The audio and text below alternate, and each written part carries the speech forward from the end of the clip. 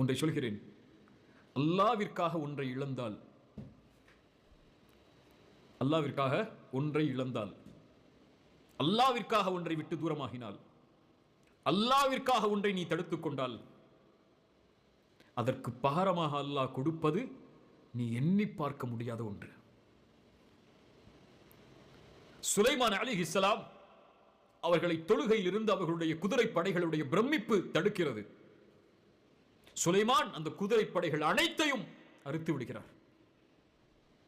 அல்லாவிற்காக ஒன்றை இழக்கிறார். சுலைமானுக்கு அதற்கு பிறகு அல்லாஹ் காற்றில் பயணம் செய்வதை அல்லாஹ் வசப்படுத்தி கொடுத்தான்.